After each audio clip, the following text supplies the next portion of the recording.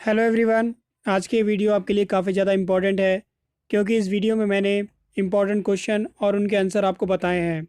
तो वीडियो को पूरा देखना और ध्यान से समझना जो भी चीज़ें मैं आपको बताने वाला हूँ, क्योंकि जल्दबाजी के चक्कर में आपने अगर सोचा कि मैं वीडियो को स्किप करके आगे बढ़ के और समझ लूँ कि क्या है, तो वो चीज़ आपको समझ में नहीं आएगी जब तक कि आप नहीं समझोगे जैसे मैं आपको समझाने वाला हूँ। ठीक है, तो वीडियो को पूरा देखना। सबसे पहले हम बात कर लेते हैं कि ये वीडियो किन स्टूडेंट्स के लिए है। तो ये वीडियो उन सभी स्टूडेंट्स के लिए है, डी रेगुलर, एन सी वेब और एस जो बीए प्रोग्राम या फिर बीकॉम प्रोग्राम के हैं, जिनके पास फर्स्ट सेमेस्टर में हिंदी भाषा और साहित्य है। ठीक है, ये वाला आपका सब्जेक्ट है, चाहे वो हिंदी का हो, आपके पास हिंदी खा हो या फिर हिंदी गा हो, तीनों में से कोई भी हो, ये वीडियो आपके लिए है। और चौथा उन स्टूडेंट्स के लिए भी है ये वीडियो जिनके पास डिसिप्लिन में ये सब्जेक्ट है। ठीक है, डिसिप्लिन में क्या किया गया है, बस हिंदी भाषा और साहित्य का इतिहास, खाली का इतिहास जोड़ दिया है, वो एक अलग से बुक हो गई है। ठीक है, जो ये यूनिट है, यूनिट वन है, ये यूनिट वन चारों कैटेगरी के स्टूडेंट्स के लिए है। लेकिन जो इसका तीसरा जो है यहाँ पे राष्ट्रीय भाषा और राज्य भाषा, ये केवल का स्टूडेंट्स के लिए है, मतलब कि जिनके पास हिंदी का है। ठीक है, इसको एक छोटा सा एग्जांपल देख के मैं आपको और समझाता हूँ। देखिए, ये जो मैंने यहाँ पे फ़ोटो खोली हुई है, ये आपकी है जनरेट, एक सेकेंड, जनरेट इलेक्टिव। ठीक है, ये आपकी का है। इसमें आप देख सकते हो यूनिट वन में ये तीनों है। ठीक है, यूनिट वन में ये तीनों है, लेकिन अगर मैं हिंदी खा की बात करूँ तो हिंदी खा में वो तीसरा वाला नहीं है, ये दोनों है। ठीक है, जो इसका खा वाला पार्ट है, आदिकाल, भक्तिकाल, रीतिकाल, आधुनिक काल, यूनिट वन का, वो आने वाली वीडियोस में लाऊंगा मैं। ठीक है, देखो इसका तो वो खा पार्ट है, पार्ट यूनिट वन का खा पार्ट है, लेकिन सेम चीज़ यहाँ पे यूनिट टू में हो जाएगी वो, तो यूनिट टू उसका टाइटल होगा। ठीक है, तो कन्फ्यूज मत होना आप। और अगर मैं हिंदी गा की बात करूँ, सेम चीज़ यहाँ पे रिपीट हुई है। यूनिट वन में जो का वाला पार्ट है, आप देख सकते हो ये दो चीज़ें, हिंदी भाषा का उद्भव और विकास, हिंदी हिंदी का भौगोलिक विस्तार। ठीक है, ये दो चीज़ें। और ये डिसिप्लिन वाले स्टूडेंट्स के लिए है। यहाँ पे यूनिट वन में आप देख सकते हो कि जो का वाला पार्ट है, हिंदी भाषा और का उद्भव और विकास, हिंदी भाषा की बोलियाँ। ठीक है, तो इसका नेक्स्ट पार्ट भी आएगा। तो ये आपने देखा कि चारों कैटेगरी के स्टूडेंट्स के लिए है ये वीडियो। तो अब देख लेते हैं कि कौन कौन से क्वेश्चन हैं और आंसर हैं जो मैं आपको बताने वाला हूँ और समझाने वाला हूँ। ठीक है, तो देख लेते हैं। पहला क्वेश्चन है, आदिकाली हिंदी व्याकरणिक विशेषताओं को बताइए। तो यहाँ पे क्वेश्चन में ये कह रहा है कि जो आदिकालीन में जो हिंदी थी, उसकी जो व्याकरण की, उसकी क्या विशेषता है, मतलब किस तरह की व्याकरण होती थी उस समय पे। ठीक है, दूसरा क्वेश्चन है, हिंदी भाषा के योगदान में मध्यकालीन की भूमिका को स्पष्ट कीजिए। जो हिंदी भाषा थी, जो मध्यकालीन में किस तरह की हिंदी भाषा थी, ठीक है, उसका योगदान क्या था, वो आपको बताना है। तीसरा क्वेश्चन है, आधुनिक काल में हिंदी के विकास के चरणों को स्पष्ट कीजिए। ठीक है, तो आधुनिक काल में जो हिंदी का विकास हुआ है वो किन चरणों से हुआ है, मतलब कि क्या क्या चीज़ें हुई कि जिससे कि हिंदी का विकास हुआ। ठीक है, चौथा क्वेश्चन है, हिंदी भाषा के विकास को संक्षिप्त में बताइए। जो हिंदी भाषा का पूरा जो विकास है, ठीक है, वो कैसे हुआ, संक्षिप्त में बताना। कि जैसे कि तीन होते हैं, आने वाली जो इनके आंसर है मैं नीचे बताने वाला हूँ, तब आपको और भी ज़्यादा क्लियर हो जाएगा। ठीक है, पांचवा क्वेश्चन है, पश्चिमी हिंदी की बोलियों का संक्षिप्त परिचय लिखिए। तो भारत में क्या है कि जो पश्चिमी है, ठीक है ना, पश्चिमी जो हिंदी है, उनमें किन तरह की कितने तरह की बोलियाँ बोली जाती हैं, ठीक है, वो आपको बताना है। इसका आंसर भी आपको नीचे मिलने वाला है, डोंट वरी। छठा क्वेश्चन है, हिंदी भाषा के भौगोलिक विस्तार को बताइए। तो हिंदी भाषा का भौगोलिक विस्तार जो है वो किस प्रकार हुआ है, उसके बारे में आपको बताना है। सातवां क्वेश्चन है, हिंदी भाषा क्षेत्र से आप क्या समझते हैं। हिंदी क्षेत्र की बोलियों को कितने भागों में विभाजित किया गया है, स्पष्ट कीजिए। नौवां, अवधी बोली का सामान्य परिचय दीजिए। पहाड़ी हिंदी बोलियों का परिचय दीजिए। ठीक है, पहाड़ी मतलब कि पहाड़ी जो हिंदी होती है उनमें किस तरह की बोलियाँ बोली जाती है, वो यहाँ पे बताना है। ठीक है, ये थे क्वेश्चन उन सभी स्टूडेंट्स के लिए। ठीक है, जो ये वाला पार्ट है, राष्ट्रीय भाषा और राज्य भाषा, ये आपको पता है कि मैंने ऑलरेडी बता दिया, का वाले स्टूडेंट्स के लिए है। ठीक है, तो इनमें क्वेश्चन है, पहला, राष्ट्रीय भाषा और राज्य भाषा को समझाइए। राजभाषा हिंदी के स्वरूप पर प्रकाश डालिए। भाषा नीति से आप क्या समझते हैं। संपर्क भाषा के रूप में हिंदी की विवेचना कीजिए। ठीक है, ये थे सारे इंपॉर्टेंट क्वेश्चन यूनिट वन के। ठीक है, लेकिन जो क्वेश्चन होगा ना, जरूरी नहीं है वो इसी तरह से पूछे हो, अगर दूसरे तरीके से भी पूछेगा जब भी आप उनके आंसर जो है वो दे पाओगे। अब वो देख लेते हैं कैसे दे पाओगे। तो सबसे पहले आपको जानना पड़ेगा थोड़ा सा इतिहास, कि हिंदी भाषा का इतिहास क्या है। ठीक है, तो इसको आप वीडियो को पॉज करके पढ़ सकते हो या फिर इसका स्क्रीनशॉट भी ले सकते हो। ठीक है, क्योंकि मैं अगर डिटेल में पढ़ाऊंगा तो फिर वीडियो काफ़ी ज़्यादा लंबी हो जाएगी। ठीक है, तो आप इसको पढ़ सकते हो। अब यहाँ पे मेन चीज़ ये कह रहा है कि हिंदी भाषा के विकास को प्राय 3 चरणों में विभाजित किया जाता है। ठीक है, प्राचीन हिंदी 1000 से 15 ईस्वी, मध्यकालीन हिंदी 15 ईस्वी से 18वीं ईस्वी। ठीक है, आधुनिक हिंदी 18वीं ईस्वी से अभी तक जो चल रही है। अब इनको डिटेल में पढ़ा है अलग से। ठीक है, अब जो प्राचीन हिंदी है उसके यहाँ बारे में ये बताया हुआ है कि ठीक है, जब मुसलमानों ने भारत पर आक्रमण किया और यहाँ पे राज किया तो धीरे धीरे उन्होंने हिंदी भाषा का यूज़ किया। ठीक है, वो सारी चीज़ यहाँ पे लिखी हुई है। आप वीडियो को पॉज करके पढ़ भी सकते हो इसे। ठीक है, उसके बाद अब यहाँ देखो क्वेश्चन कैसे बनता है। अब आपने ऊपर क्वेश्चन देखा होगा, तो वहाँ पे पूछा गया था कि आदिकालीन हिंदी की विशेषताएं, व्याकरण विशेषताएं बताइए। ठीक है, तो यहाँ पे अगर सभी तरह की विशेषताएं पूछ लेगा, आदिकालीन की हिंदी की विशेषताएं बताइए, तब आपको ये तीनों चीज़ें डालनी पड़ेगी जो मैं आपको बताने वाला हूँ। जैसे कि व्याकरण विशेषता लिखोगे, आप 2-3 पॉइंट डाल दोगे। उसके बाद ध्वनिगत विशेषता लिखोगे, 2-3 पॉइंट डाल दोगे। और उसके बाद एक और विशेषता है, ये देखो, शब्द भंडार की दृष्टि से परिवर्तन। तो ये भी एक विशेषता है, इसके 2-3 पॉइंट डाल दोगे अगर आपको आदिकालीन हिंदी की विशेषताएं पूछा जाता है तो। ठीक है, अगर आपको नॉर्मल दूसरे तरीके से भी क्वेश्चन पूछ सकता है, जैसे कि ऊपर पूछा गया था कि आदिकालीन हिंदी की व्याकरण विशेषताएं बताइए, तो उसमें ये बताना है कि व्याकरण हिंदी की क्या क्या परिवर्तन हुआ था। तो ये सारे पॉइंट डाल सकते हो आप। ठीक है, आप पढ़ सकते हो इन्हें वीडियो को पोस्ट करके। मैं खाली आपको समझा रहा हूँ कि क्वेश्चन किस तरह से पूछा जाएगा। ठीक है, क्वेश्चन इस तरह से ही पूछ सकता है कि आदिकालीन हिंदी की ध्वनिगत विशेषताओं को बताइए, कि मतलब कि किस तरह की ध्वनियों का यूज़ किया जाता था। तो अगर वैसा क्वेश्चन पूछ ले तो आपको ये सारे पॉइंट डालने हैं। ठीक है, अगर क्वेश्चन इस तरह से पूछ ले कि आदिकालीन हिंदी की शब्द भंडारण की विशेषताएं बताइए, तब आपको ये चीज़ें डालनी है। ठीक है, तो क्वेश्चन आपने देखा होगा कि इस कॉन्सेप्ट में 4 तरीके से क्वेश्चन पूछ सकता है वो। तो ये था प्राचीन कालीन हिंदी का।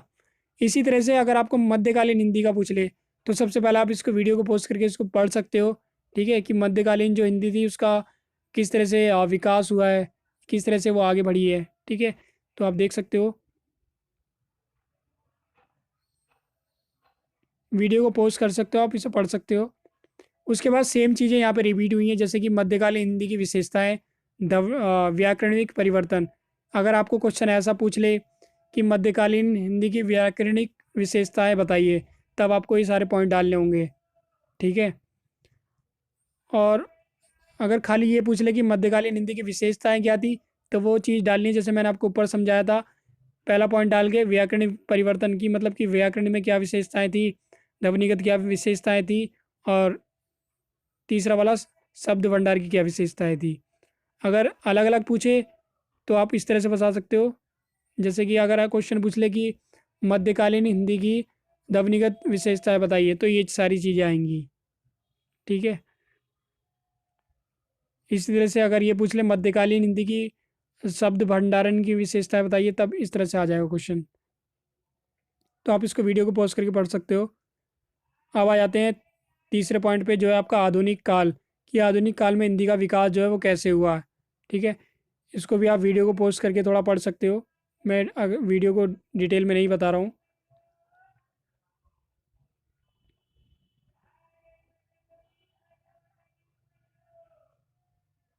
अगर आप इसको नॉर्मली एक बार पढ़ लोगे ना, तो कुछ चीज़ें हैं जो आपको ध्यान रह जाएंगी, और आप जब का आपका एग्ज़ाम होगा तो आप उनको आसानी से लिख पाओगे। अब जैसे कि यहाँ पे पूछा हुआ है आधुनिक हिंदी की विशेषताएं। ठीक है, तो आधुनिक हिंदी की व्याकरणिक विशेषताएं यहाँ पे लिखी हुई हैं, कि व्याकरण किस तरह की थी। और यहाँ देख सकते हो आधुनिक हिंदी की ध्वनिगत परिवर्तन। ठीक है, कि ध्वनि में क्या आपके परिवर्तन आए या क्या विशेषताएं थी, तो ये चीज़ें यहाँ पे लिखी हुई है। तीसरा पॉइंट है शब्द भंडारण दृष्टि से परिवर्तन, कि आधुनिक हिंदी में शब्द की दृष्टि से किस तरह के परिवर्तन आए, ये भी एक विशेषता है। इनके अंदर अलग अलग पॉइंट यहाँ पे दे रखे हैं। ठीक है, अब जैसे कि आप देख सकते हो पहला पॉइंट लिखा हुआ है, आधुनिक काल में अंग्रेजी के शब्दों का अधिकतर प्रयोग होने लगा, जिसमें लगातार बढ़ोतरी हो गई। ठीक है, तो ये बता रहे हैं कि किस तरह से परिवर्तन आया शब्द भंडार में। ये तो था पहला कॉन्सेप्ट। ठीक है, ये है दूसरा कॉन्सेप्ट जो यहाँ पे बताने वाला हूँ, उसको भी आपको ध्यान से समझना है। ठीक है, यहाँ पे लिखा हुआ है हिंदी का भौगोलिक विस्तार। भौगोलिक विस्तार की दृष्टि से हिंदी भाषा के क्षेत्र को दो भागों में विभाजित किया गया है, हिंदी क्षेत्र और अन्य भाषा क्षेत्र। इनका भौगोलिक विस्तार क्षेत्र परिचय निम्नलिखित है। ठीक है, तो हिंदी भाषा को भौगोलिक क्षेत्र में दो भागों में डिवाइड किया हुआ है, हिंदी क्षेत्र और अन्य क्षेत्र। ठीक है, हिंदी क्षेत्र के अंदर बहुत सारे आते हैं, तो जो आपका हिंदी क्षेत्र है इसमें भी काफ़ी ज़्यादा पॉइंट है। जैसे कि हिंदी भारत के बहुसंख्यक लोगों की भाषा है, जो उत्तर भारत से 10 राज्यों में बोली समझी जाती है। इन राज्यों के नाम हैं हिमाचल प्रदेश, हरियाणा, दिल्ली, उत्तरांचल, उत्तर प्रदेश, राजस्थान, मध्य प्रदेश, छत्तीसगढ़, बिहार, झारखंड। इन 10 राज्यों को हिंदी क्षेत्र कहा जाता है। ठीक है, तो ये सारे क्षेत्र हैं, इन्हें हिंदी क्षेत्र कहा जाता है। ठीक है, इसको हम डिटेल में और पढ़ने वाले हैं। जैसे कि हिंदी क्षेत्र जो था उसका पहला पॉइंट है पश्चिमी हिंदी क्षेत्र। ठीक है, कि पश्चिम, आपको क्वेश्चन देखो किस तरह से पूछेगा कि पश्चिमी हिंदी क्षेत्र की बोलियों को विस्तार से समझाइए। तो आपको बताना पड़ेगा कि पश्चिमी हिंदी में किस तरह की बोलियां बोली जाती हैं। ठीक है, तो यहाँ पे आप देख सकते हो इसके अंदर ये सारे पॉइंट आएंगे। अगर वो क्वेश्चन पूछ लेगा ना आपको कि पश्चिमी हिंदी की विशेष बोलियां बताइए, तो ये सारी बोलियां आएंगी, जैसे खड़ी बोली, ब्रजभाषा, ये सारी बोलियां आएंगी। ठीक है, इनको भी आप वीडियो को पॉज करके पढ़ सकते हो कि पश्चिमी हिंदी में कौन कौन सी बोलियां बोली जाती हैं। पहली मैंने आपको बता दी, खड़ी बोली। ठीक है, खड़ी बोली का क्षेत्र देहरादून, सहारनपुर, मुजफ्फरनगर, मेरठ, बिजनौर, रामपुर तथा मुरादाबाद है। ठीक है, यहाँ पे क्या बोली जाती है, खड़ी बोली बोली जाती है। दूसरा है ब्रजभाषा, आगरा, मथुरा, अलीगढ़, मैनपुरी, एटा, हाथरस, बदायूं, बरेली, यहाँ कौन सी बोली जाती है, ब्रजभाषा। ये किसका, मैं आपको बता रहा हूँ, पश्चिमी हिंदी क्षेत्र है। ठीक है, तीसरा है आपका हरियाणा, हरियाणा प्रदेश तथा दिल्ली का देहाती क्षेत्र इस बोली का क्षेत्र है। ठीक है, हरियाणा का जैसे करनाल, रोहतक, पानीपत, कुरुक्षेत्र, यहाँ पे कौन सी बोली जाती है, हरियाणवी। इसका चौथा पॉइंट है बुंदेली। ठीक है, यह बुंदेलखंड की बोली है, झांसी, जालौन, हमीरपुर। ठीक है, यहाँ पे ये सारी बोलियाँ बोली जाती है। पांचवा इसमें है कन्नौजी। ठीक है, अवधी और ब्रजभाषा के बीच कन्नौजी भाषा का क्षेत्र है। यह फर्रुखाबाद, इटावा, हरदोई, इन सब शहरों में बोली जाती है। ठीक है, तो जो मैंने आपको बताया वो पश्चिमी हिंदी क्षेत्र था। अगर उनमें ये सारी बोलियां हैं, इनको एक बार ध्यान से नोट्स भी बना सकते हो आप इसका। ठीक है, नोट्स बना सकते हो, और इनके दो चार राज्य जो हैं जहाँ पे दो चार जो भी इसके शहर हैं वो लिख सकते हो। ठीक है, नोट्स बना लेना इंपॉर्टेंट है। अगर आपको क्वेश्चन दूसरे तरीके से पूछे, जैसे कि ये है क्वेश्चन दूसरा, पूर्वी हिंदी। ठीक है, पूर्वी अगर क्वेश्चन ऐसा आएगा आपके कि पूर्वी हिंदी में कौन कौन सी बोली जब बोली जाती है उनको विस्तार से समझाइए। ठीक है, तो आपको यहाँ पे बताना पड़ेगा कि पूर्वी हिंदी में कौन सी बोली बोली जाती है। तो आप देख सकते हो पहली जो बोली जाती है वो है अवधी, अयोध्या, लखीमपुर खीरी। ठीक है, यहाँ पे कौन सी बोली जाती है, अवधी बोली जाती है।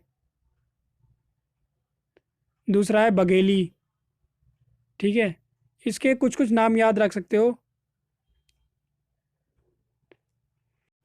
पूर्वी हिंदी की तीसरी भाषा है छत्तीसगढ़ी। ठीक है, छत्तीसगढ़ी आप देख सकते हो कहाँ बोली जाती है, बिलासपुर, दुर्ग, रायपुर, खेरागढ़। ठीक है, यहाँ पे बोली जाती है छत्तीसगढ़ी।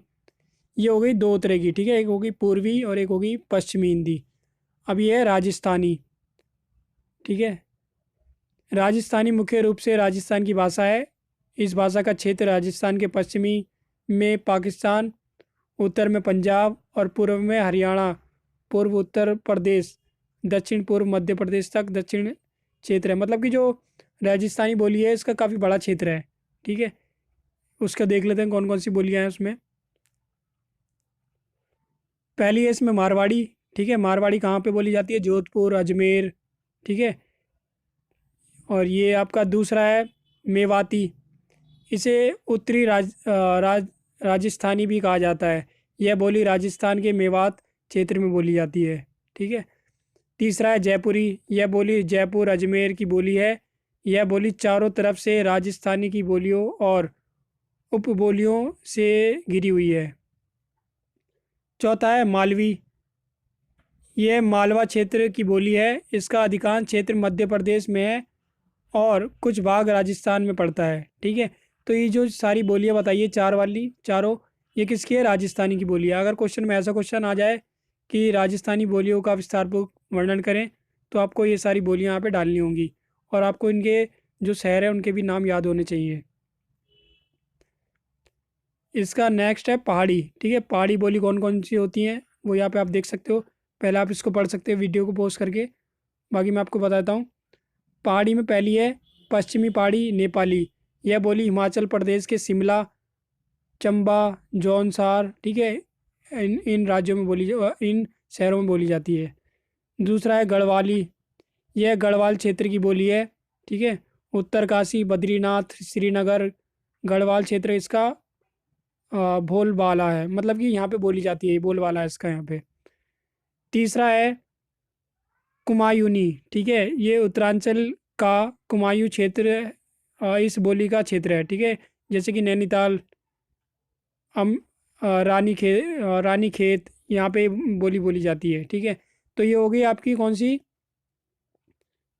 ये आपकी पहाड़ी बोली हो गई, ठीक है। अगर क्वेश्चन में ऐसा आ जाता है कि पहाड़ी बोलियों का विस्तार पूर्वक वर्णन करें, तो ये सारी इसमें बोली आएंगी। क्वेश्चन देखो किसी भी प्रकार से पूछा जा सकता है, इसलिए मैंने पीडीएफ को इस तरह से बनाया है कि अगर आप इसको ध्यान से समझ लो तो आप अपना जो एग्ज़ाम में किसी भी तरह का क्वेश्चन आ जाए आप उसको आसानी से कर सकते हो। इसका नेक्स्ट है बिहारी, ठीक है। बिहार में भी कई तरह की बोलियाँ बोली जाती हैं, आप इसको पढ़ सकते हो ऊपर। यहाँ पे मैंने लिखा हुआ है जैसे कि भोजपुरी। यह बोली वाराणसी, जौनपुर, गाजीपुर, बलिया, ठीक है, गोरखपुर इत्यादि में ये बोली जाती है भोजपुरी। मगही, ये एक अलग ये बोली है। यह बोली पटना, गया, पालामाऊ, हजीराबाग, ठीक है, यहाँ पे बोली जाती है। तीसरा इसमें है बिहारी में मैथिली, ठीक है, मैथिली। ये बिहारी हिंदी के अंतर्गत आने वाली है बोली दरभंगा, मुजफ्फरपुर, पूर्णिया और मुंगेर में बोली जाती है, ठीक है। तो ये कौन सा था? ये आपका पार्ट 1 था, ठीक है, हिंदी भाषा क्षेत्र। और ये अब जो दूसरा बताने वाला हूँ ये अन्य क्षेत्र है, ठीक है। तो इसको आपने ध्यान से समझ लिया होगा, जो भी मैंने आपको बताना चाह रहा था कि क्वेश्चन किस प्रकार से पूछा जा सकता है आपसे, ठीक है। अब दूसरा है अन्य क्षेत्र, ठीक है। यहाँ पे आप वीडियो को पॉज करके इसे पढ़ सकते हो, ठीक है। जैसे कि हिंदी का प्रयोग हिंदी क्षेत्र तक सीमित नहीं है, बल्कि इसका प्रयोग हिंदी क्षेत्र से बाहर भी फैला हुआ है। हिंदी को प्रचलित करने में अनेक सामाजिक तथा धार्मिक, राजनीतिक और साहित्यिक संस्थानों ने महत्वपूर्ण भूमिका निभाई थी। आज हिंदी भाषा की राष्ट्रीय भाषा, राज्य भाषा और संपर्क भाषा है। इसलिए सरकार और गैर सरकारी संस्थान हिंदी तक क्षेत्र में इसके प्रचार प्रसार में भी लगी हुई है, ठीक है। जो हिंदी भाषा है ना, जरूरी नहीं है कि ये खाली क्षेत्रों से विकसित हुई है एक तरीके से। इसका जो विस्तार है इनके अन्य क्षेत्र भी है, जैसे कि यहाँ पे बताया हुआ है कि जो सरकार होती है, ठीक है, वो भी हिंदी पर जोर देती है। आपने देखा भी होगा, जैसे कि हिंदी दिवस भी मनाया जाता है, ये सारी चीज़ें हैं। तो आप इसको एक बार पढ़ सकते हो। तो इसमें पहला हिंदीतर भारतीय भारतीय क्षेत्र है, ठीक है, जिसका दूसरा है हिंदी का विदेशी क्षेत्र। इनके जो मेन आपको हाईलाइट लगे आप उसके नोट्स बना सकते हो, क्योंकि इतना बड़ा याद करना पॉसिबल नहीं होगा आपके लिए भी।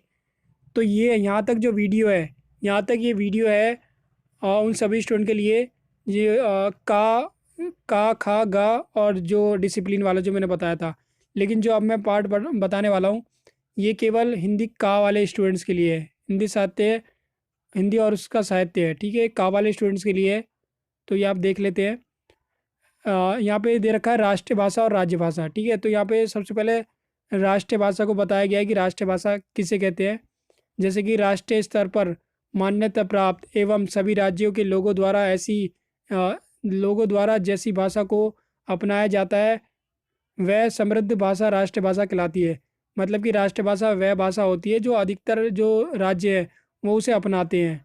ठीक है। भारत की राष्ट्रभाषा हिंदी है। यहाँ पे बोल रखा है कि जो भारत की राष्ट्रभाषा है वो हिंदी है। इसमें राष्ट्र की संस्कृति, साहित्य, ऐतिहासिक तत्वों का समावेश होता है। ये राष्ट्र की संपर्क भाषा के रूप में स्वीकृत होती है। मतलब कि जो हिंदी जो भाषा है उसका जो इतिहास है और जो साहित्य है उसके तत्व से ये आप कह सकते हो कि प्रचलित है एक तरीके से। ठीक है। यहाँ पे इसकी दूसरी डेफिनेशन भी दे रखी है। आप दूसरी डेफिनेशन भी इसकी पढ़ सकते हो। जैसे कि जब कोई भाषा विकसित होकर इतना महत्व प्राप्त कर लेती है कि उसका प्रयोग पूरे राष्ट्र या अन्य भाषा क्षेत्रों में भी सार्वजनिक रूप से होने लगता है, उसे राष्ट्रभाषा कहते हैं। मतलब कहने का मतलब ये है कि जो ज़्यादातर भाषा बोली जा रही है, ठीक है, उसे हम राष्ट्रभाषा कह सकते हैं। हिंदी को आपको पता है कि हिंदी हर कोई जानता ही है। साउथ का अगर मैं छोड़ दूँ तो साउथ में अलग अलग बोलियाँ होती हैं। बाकी नॉर्थ हो गया, ईस्ट हो गया, वेस्ट हो गया, यहाँ पे मोस्टली हिंदी बोलते हैं सब। अब यहाँ पे राष्ट्रभाषा की विशेषताएं लिखी हुई है कि राष्ट्रभाषा की क्या क्या विशेषताएं होती है। पहला है राष्ट्रभाषा की संस्कृति, इतिहास और साहित्य से प्रेरणा होती है। मतलब कि जो राष्ट्रभाषा होती है वो इतिहास, मतलब कि पहले लोग किस तरह से बोलते थे, क्या रहन सहन था, उससे प्रेरित होती है। ठीक है। यह राष्ट्र की संपर्क भाषा होती है और जनजीवित जीवन को प्रभावित करती है। तीसरा पॉइंट है इसे राजनीतिक संरक्षण प्राप्त होता है। चौथा, इसका अपना साहित्य होता है। पांचवा, यह शिक्षा, प्रशासन और जनसंपर्क की निर्भवित भाषा होती है। छठा, इसका साहित्य समृद्ध और व्यापक होता है। ठीक है। ये सारी विशेषताएं राष्ट्रीय भाषा की। एक विशेषता ये भी है, राष्ट्रीय भाषा बहुसंख्यक लोगों द्वारा बोली जाती है। मतलब कि बहुत सारे लोगों द्वारा बोली जाती है। अब है राजभाषा। ठीक है। जिस भाषा में सरकारी कामकाज होता है उसे राजभाषा या प्रादेशिक भाषा कहते हैं। प्रत्येक प्रदेश में वहाँ की क्षेत्रीय भाषा राजभाषा होती है। यह शासकीय पत्र व्यवहार की भाषा होती है। जैसे कि मध्य प्रदेश में हिंदी, महाराष्ट्र में मराठी, गुजरात में गुजराती, पंजाब में पंजाबी। ठीक है। तो ये राजभाषा कौन सी होती है? जो जो सरकारी जो कामकाज होते हैं, ठीक है, वहाँ के, जैसे कि यहाँ पे पंजाब का उदाहरण दे रखा है, तो वहाँ पे जो भी लोग एप्लीकेशन वगैरह लिख रहे हैं या फिर दफ्तर में कोई चीज़ें दे रहे हैं तो वहाँ की जो लैंग्वेज होगी पंजाबी होगी। ठीक है। पंजाबी में वो सब चीज़ें लिखेंगे। इसी प्रकार अगर गुजरात की बात करें, गुजरात में कोई सरकारी दफ्तर जा रहा है, यहाँ पे वहाँ पे कुछ काम करवा रहा है, तो वहाँ पे गुजरात की जो लैंग्वेज है उसे यूज़ करता है। ठीक है। तो यहाँ पे ये चीज़ें आप बताई हुई है। अगर इसकी दूसरी डेफिनेशन पढ़ना चाहो तो आप ये पढ़ सकते हो। राजभाषा अर्थात सरकारी कामकाज की भाषा या भाषाई भारतीय संघ की भाषा जिसे अंग्रेजी में ऑफिशियल लैंग्वेज कहते हैं, राजभाषा कहलाती है। ठीक है। अब राजभाषा की यहाँ पे विशेषता लिखी हुई है। पहला है राजभाषा सरकारी कामकाज की भाषा होती है। दूसरा है क्षेत्रीय भाषा की राजभाषा होती है। क्षेत्रीय भाषा ही राजभाषा होती है। कार्य के निर्णय, शिक्षा का माध्यम, रेडियो और दूरदर्शन आदि में राज्य भाषा का प्रयोग किया जाता है। ठीक है। क्योंकि जो आपने देखा होगा कि जो राज्य भाषा होती है अलग अलग, कभी की रेडियो में पंजाबी रेडियो भी होता है। ठीक है। जहाँ पे पंजाबी गाने या फिर आप कह सकते हो कि न्यूज़ वगैरह शो होती है, तो वो चीज़ यहाँ पे बताई हुई है। चौथा पॉइंट है भारत के संविधान में हिंदी को राजभाषा माना है। ठीक है। हिंदी को कौन सी भाषा माना है? राज्य भाषा माना है। तो यहाँ पे अगर आपसे पूछ ले राष्ट्रीय भाषा और राज्य भाषा में अंतर, तब आप ये बता सकते हो। ठीक है। जैसे कि राज्य भाषा और राष्ट्रीय भाषा में क्या अंतर होता है वो देख लेते हैं। पहला है संविधान द्वारा स्वीकृत पूरे राष्ट्र में ही संपर्क भाषा को राष्ट्रीय भाषा कहते हैं, जबकि जो भाषा सरकारी कामकाज में प्रचलित होती है उसे राजभाषा कहते हैं। ठीक है। अगर आपको इनकी विशेषताएं पता है ना, तो एक तरह से विशेषता ही आपकी अंतर हो जाएगी। ठीक है। दूसरा यहाँ पे देख सकते हो, राष्ट्रीय भाषा का प्रशासनिक उपयोग राज्य भाषा से अधिक होता है। राज्य भाषा का प्रशासनिक उपयोग राजभाषा की तुलना में कम होता है। मतलब कि जो राष्ट्रीय भाषा है वो ज़्यादा बोली जाती है, बाकी बाकी जो राज्य भाषा होती है वो कम बोली जाती है। ये कहने का मतलब ये है। तीसरा इसका पॉइंट है राष्ट्रीय भाषा का कार्यक्षेत्र संपूर्ण राष्ट्र होता है। राजभाषा का कार्यक्षेत्र किसी एक या अधिक राज्य की तक सीमित होता है। मतलब कि जो राष्ट्रीय भाषा है आप उसका कार्यक्षेत्र फैला हुआ है, मतलब कि हर कहीं पे बोली ही जाती है वो। लेकिन जो राजभाषा होती है उसका कार्यक्षेत्र सीमित है, वो कुछ राज्यों तक सीमित होती है। तो ये थे हिंदी के इंपॉर्टेंट क्वेश्चन। आई होप आपको वीडियो पसंद आई होगी। वीडियो पसंद आई तो लाइक करें, चैनल को सब्सक्राइब करें और वीडियो को ज़रूर अपने फ्रेंड के साथ शेयर करें। आपका जो भी डाउट है आप कमेंट कर सकते हो। Thank you for watching this video.